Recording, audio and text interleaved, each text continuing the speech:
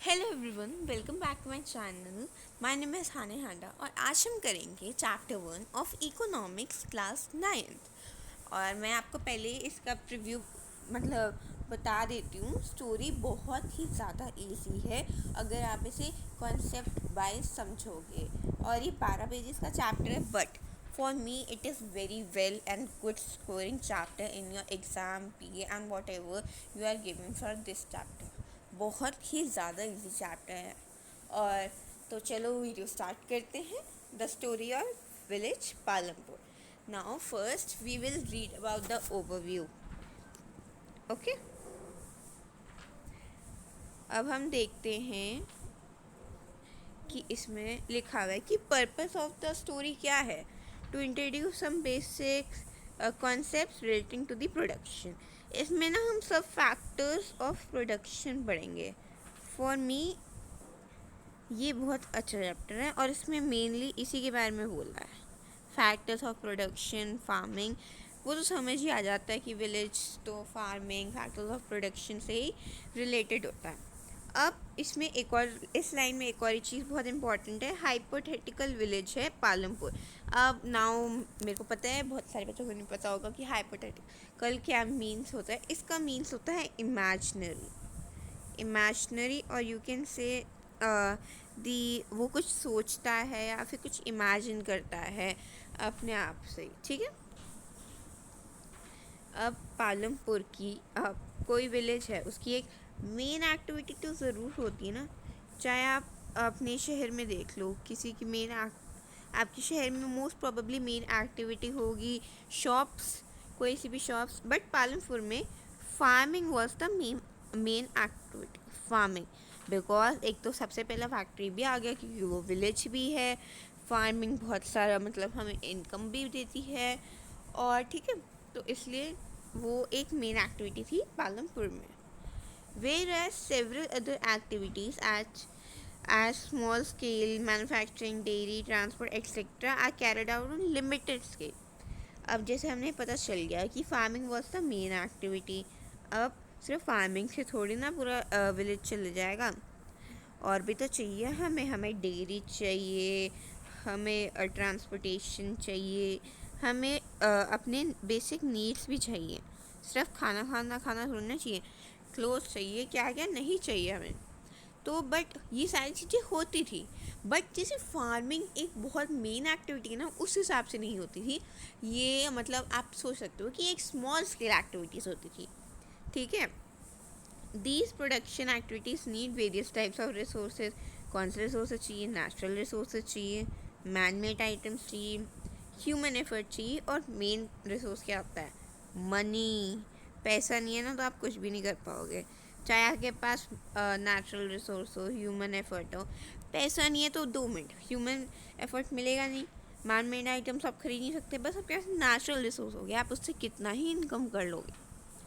Okay, अब इस chapter में हम यही सीखेंगे कि how various resources combine to produce desired goods services in villages. Okay, now ये तो था हमारा ओवरव्यू। अब हम देखते हैं इंट्रोडक्शन। बहुत ज़्यादा इजी चैप्टर है। ओके, बिल्कुल डरना नहीं है, चैप्टर से 12 पेजेस है, बहुत ईजी है। पालमपुर कैसी विलेज है? वेल कनेक्टेड विलेज है, नेबरिंग उसके बहुत अच्छे हैं।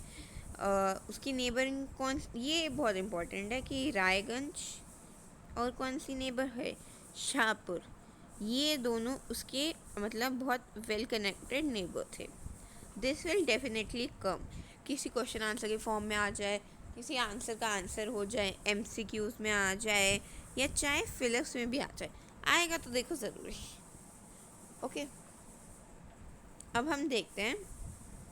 Many kinds of transport are visible on the start roads, ठीक है।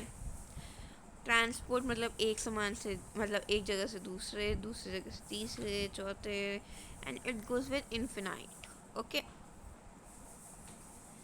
अब जो ट्रांसपोर्ट जो लेके जाते थे ना, वो जो नेबरिंग विलेज को देते थे ट्रांसपोर्ट, किसी चीज़ को ही करेंगे, ठीक है।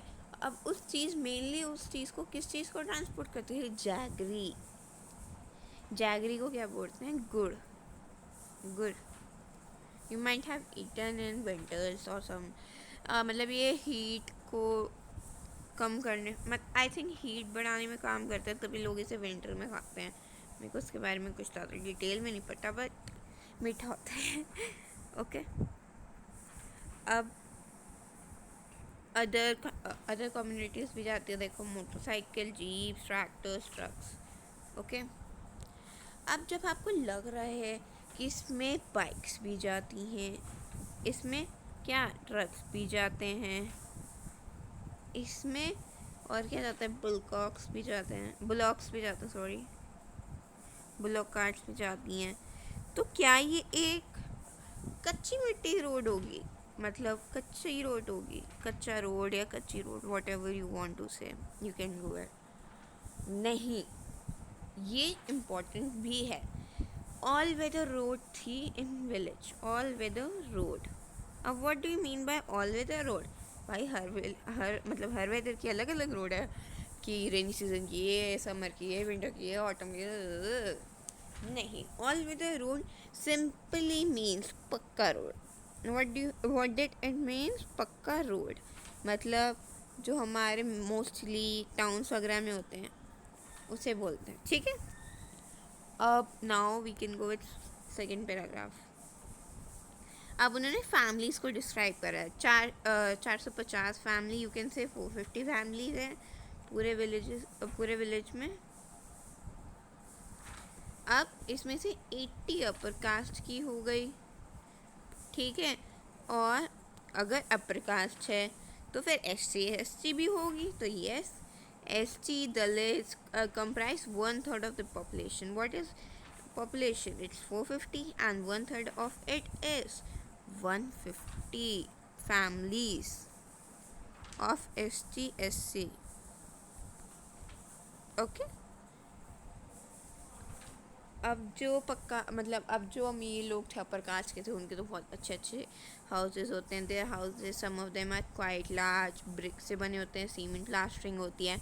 बट जो ये SC दलित्स वगैरह होते हैं, उनके एक तो हाउसेस सिर्फ एक कोने में बना देते हैं विलेज के, बहुत छोटे छोटे हाउसेस होते हैं, मड और स्ट्रॉ से बनाते हैं, ठीक है।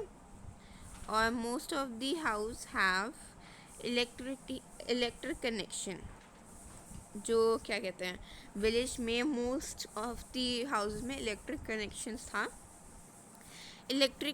Electricity powers all the tubewells in the fields and is used in various types of small business.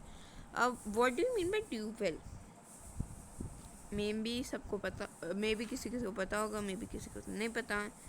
आप कभी विलेज गए हो? विलेज गए तो होगे एक आधी बार, उसमें ना आपने एक मतलब कोई चीज़ देखी होगी ऐसी सी, और उससे बहुत तेज तेज पानी निकलता है, देखे हो गया, आप थोड़ा थोड़ा समझ आ रहे हैं, उसे बोलते हैं हम ट्यूबवेल्स। ये पानी देखो, इसमें मतलब बहुत सारा यू कैन से बहुत सारे लोग इसे यूज़ करते हैं फॉर इरिगेशन पर्पस के लिए यूज़ करते हैं लोग। इसमें नहा लेते हैं, मतलब एक टब सा लगा के नहा लेते हैं। पुराने ज़माने में बहुत होता था, माइट भी अब नहीं होता होगा।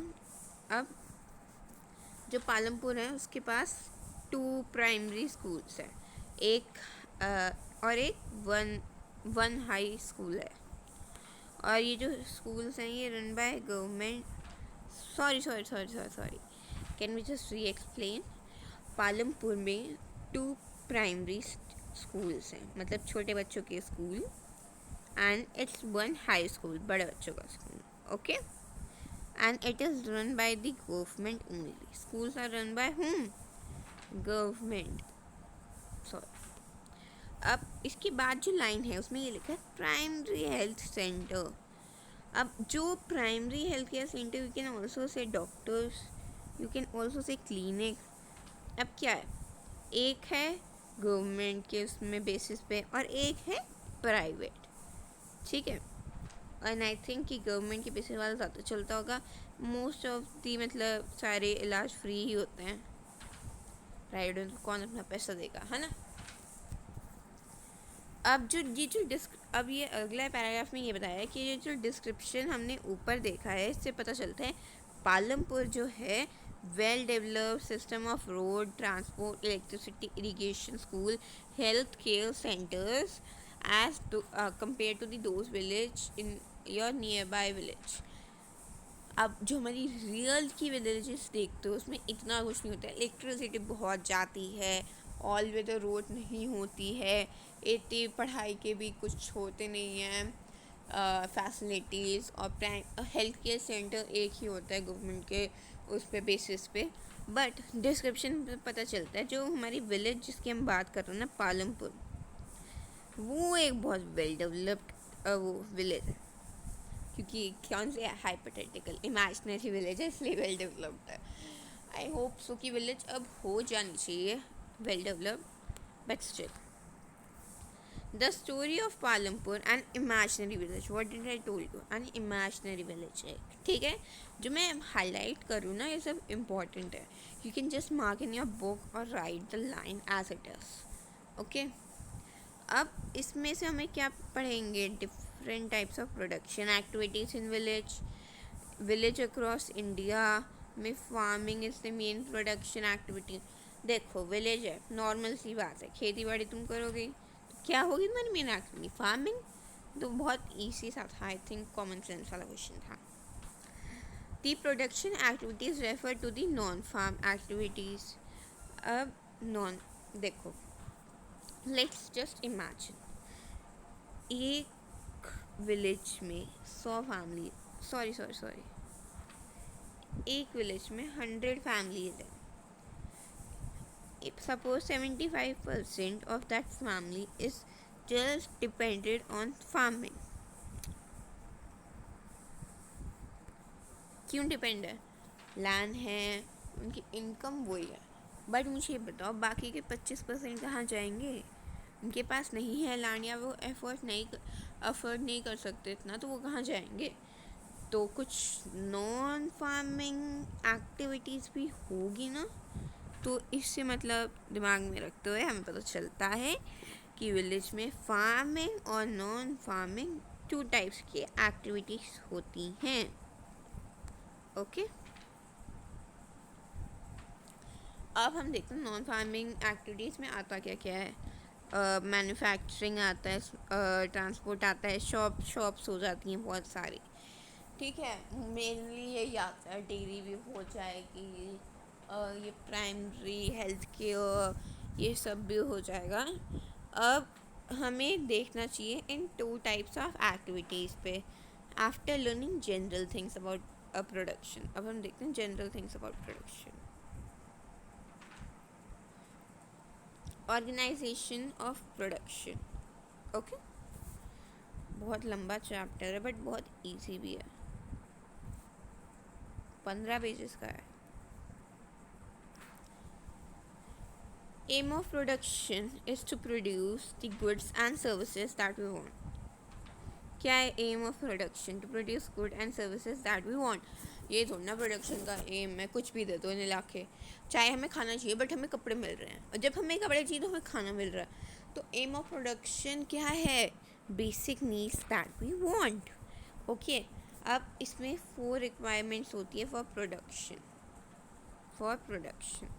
Now first requirement is land and the other natural resources such as water, forest, minerals. सोचो तुम्हें प्रोडक्शन करनी है, तुम्हें फार्मिंग करनी है, बट तुम्हारे पास लैंड ही नहीं है। वाओ, तुम प्रोडक्शन कैसे करोगे, नॉर्मल सी बात है ना, तुम्हें खेती बाड़ी करनी है but you don't have land, तुम कहाँ करोगे, अपने घर में थोड़ी ना करोगे, नॉर्मल सी याद है। तुम्हारी फर्स्ट रिक्वायरमेंट क्या होगी, लैंड, फर्स्ट रिक्वायरमेंट लैंड। और ये रिक्वायरमेंट्स वाला हमेशा आता है, please mark it as important. अब let study about the second requirement, labour. तुमने लैंड ले लिया, ठीक है। अब उस पर इतना सारा लैंड ले लिया तुमने, तुम उस पर खुद वर्क करोगे, तुम तो थक जाओगे, तुम तो 2 डेज में भी उस लैंड को तुम कुछ कर ही नहीं पाओगे। उसके लिए क्या चाहिए, हमारी सेकेंड रिक्वायरमेंट क्या होगी, labour, it's labor, second requirement हो गई। Now look at the third one, okay। The third requirement is physical capital, Now just understand what is physical capital. Physical capital basically पता है क्या होता है? फिजिकल कैपिटल जैसे इमेजिन करो आपके पास input, the input that you get after the farming, जो भी इनपुट आपको मिलते हैं फार्मिंग करने के बाद, उसे कहाँ रखोगे मुझे ये बताओ. उसे रखने के लिए you need a what? Place.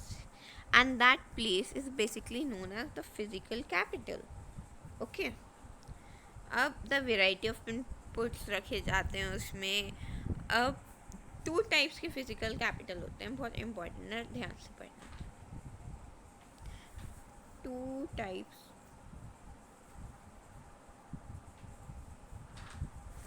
जो टूल्स, मशीन्स, बिल्डिंग्स और अदर वेरी सिंपल टूल्स, मतलब यू कैन बेसिकली कि टूल्स जो भी होती हैं, मशीन्स जो भी होती हैं और other basic thing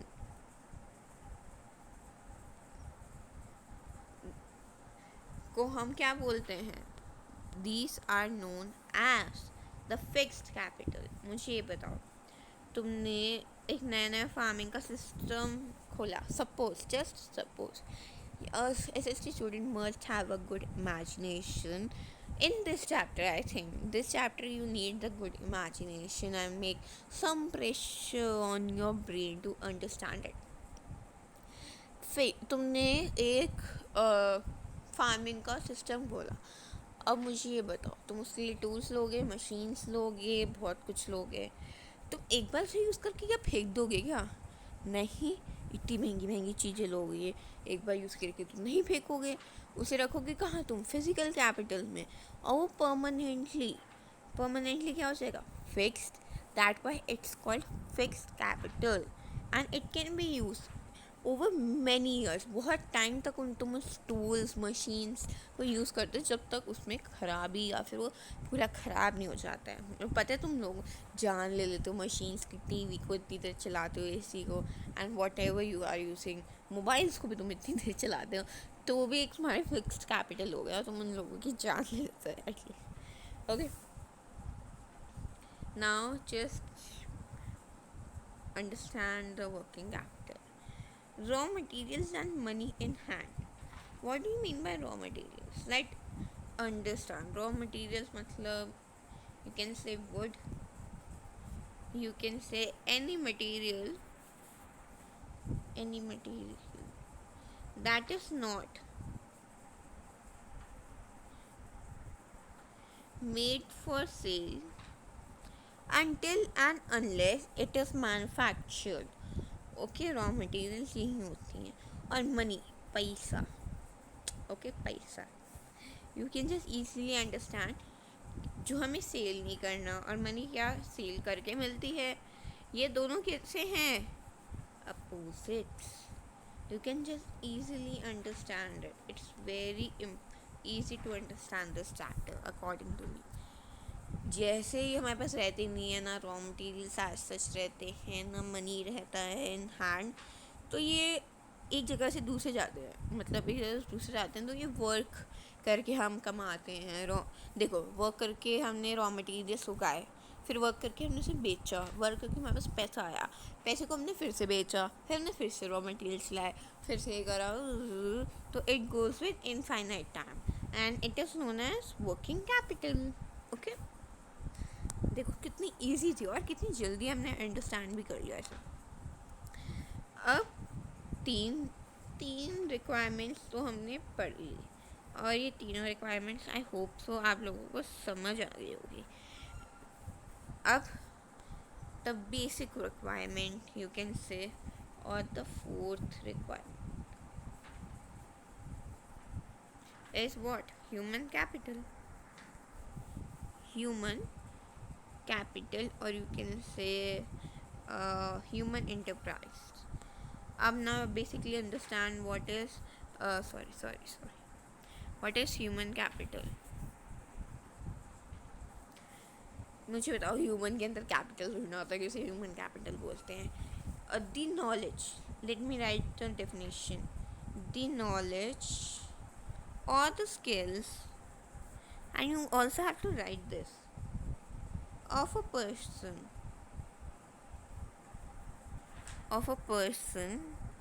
I'm just writing in short form. To develop anything is known as what? Human capital. Is known as human capital. अगर आपके पास वो नॉलेज है, वो स्किल्स है कि आप एक चीज़ से कोई और चीज़ बनाते हो या उसे डेवलप करते हो for your own purpose, for your country purpose और for any purpose, it is known as human capital.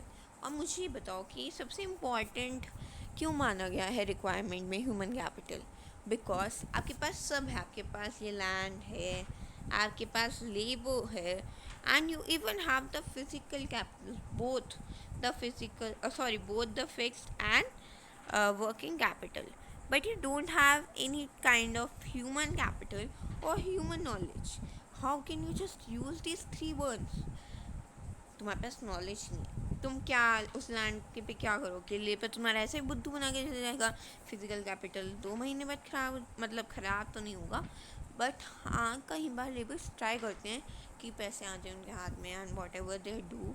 तुम ना लेबर अपॉइंट कर पाओगे, ना तुम फिजिकल कैपिटल ले पाओगे, लैंड का क्या ही करोगे. So it is known as the, you can say, most important requirement in the production according to me, and I think everyone के लिए ये बहुत important है. और ये जो मैंने ये 4 रिक्वायरमेंट बताई है ना, ये बहुत इम्पॉर्टेंट है. I am definitely sure exam में आएंगे ज़रूर. Of production, of production, just learn it through. अब हमने देखा ये फैक्टर्स ऑफ प्रोडक्शन है, और हमें ये चाहिए होते हैं कि फिज़िकल लैंड, लेबर, ये सब ह्यूमन कैपिटल हमारे फिज़िकल कैपिटल से हमें ये चाहिए होते हैं फॉर प्रोडक्शन. इस पैराग्राफ में ये लिखा है, एज सच इतना इम्पोर्टेंट नहीं है इसमें कुछ. अब आई थिंक वीडियो बहुत लंबी हो चुकी है, and we have just covered 2 pages, I think 1.5. So in next video I'm going to cover till I think 6 pages, तो मैं कर ही लूँगी. और ये ऐसा इतना लंबा चैप्टर है नहीं, मैं अगर इसे ओन वे में समझाऊँ अपने तो बहुत टाइम नहीं लगेगा. यस, ये 10 पेजेस का चैप्टर है, तो 3 पार्ट्स तो बन ही जाएंगे इस वीडियो के. क्योंकि देखो, आपको बुकिश नॉलेज नहीं, अपनी ओन लैंग्वेज में बता रही हूँ. तो आई थिंक हमें वीडियो अभी एंड कर देना चाहिए, because it's very long and you will get bore कि आपको इतनी नॉलेज कैसे मिल रही है, इतना ज़्यादा नहीं पढ़ना होता. Okay, so thank you for watching. Please like and subscribe, और अच्छी लगे तो कमेंट में ज़रूर बताना. Thank you.